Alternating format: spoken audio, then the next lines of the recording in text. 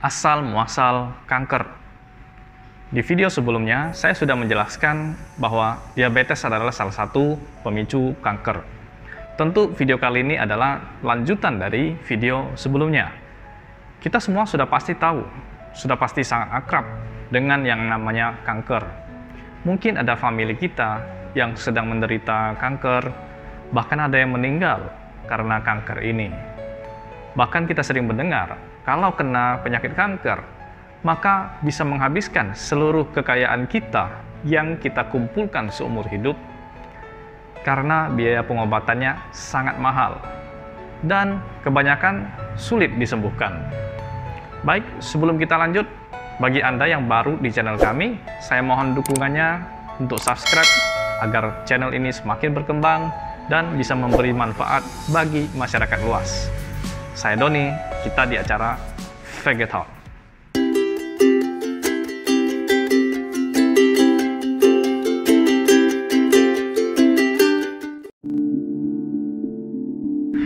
Penyebab kanker. Kanker disebabkan oleh kerusakan gen yang terakumulasi. Perubahan tersebut mungkin karena kebetulan atau paparan zat penyebab kanker.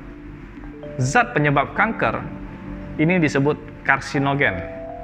Karsinogen dapat berupa zat kimia seperti molekul pada asap tembakau, polusi udara, dan makanan hewani. Seperti yang kita ketahui, makanan yang mengandung lemak jenuh, maka lemak jenuh itu akan menutupi sel-sel di tubuh kita, sehingga insulin tidak bisa bekerja dengan baik untuk memasukkan glukosa ke dalam darah. Nah, insulin resistance ini adalah the mother of all disease, induk dari segala penyakit. Karena gula atau glukosa tadi akan menyebar kemana-mana karena kadarnya yang berlebihan, sehingga bila ada sel kanker yang terpapar oleh karsinogen ini, maka sel kanker tadi akan mendapatkan makanan dari glukosa. Lalu bagaimana dengan imun tubuh kita? Pada tubuh yang sehat, imun akan bekerja untuk membunuh sel kanker tadi secara otomatis.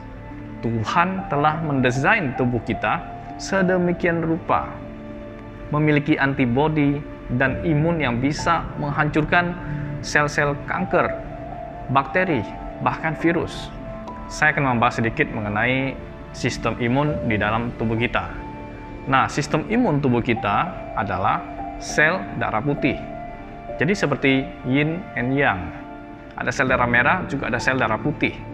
Jadi tugas sel darah putih ini adalah bersirkulasi di setiap tubuh kita dan mendeteksi apa yang salah atau sesuatu yang asing.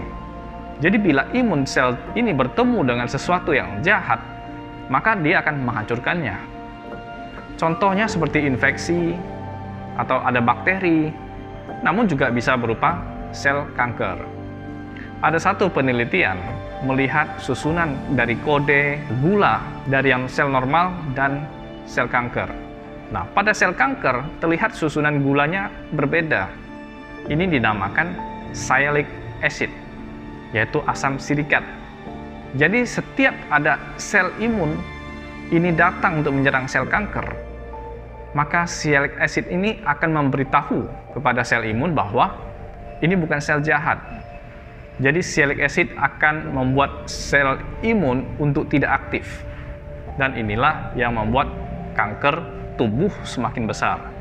Karena imun tidak menganggap ini adalah sel berbahaya atau sel kanker. Nah, saya jadi tertarik tentang sialic acid ini. Menurut para ahli, sialic acid ini bukan berasal dari tubuh kita. Artinya bukan yang diproduksi oleh manusia. Berarti kita memasukkannya dari makanan. Dan akhirnya saya ketemu jawabannya dari Dr.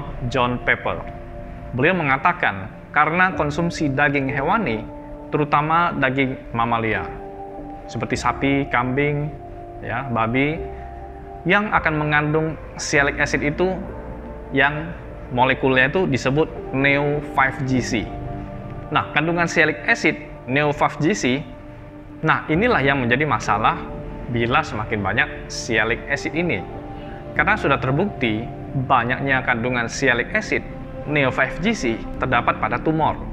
Juga fungsi Neo5-GC ini melekat pada sel kita dan menjadi bagian dari sel untuk melindungi diri dari autoimun yang biasanya merespon kalau ada infeksi atau peradangan. Jadi singkat kata, sialic acid adalah berasal dari makanan hewani yang akan membuat sel kanker bisa tumbuh tanpa bisa dilawan oleh autoimun sistem di tubuh kita karena dianggap bukan musuh.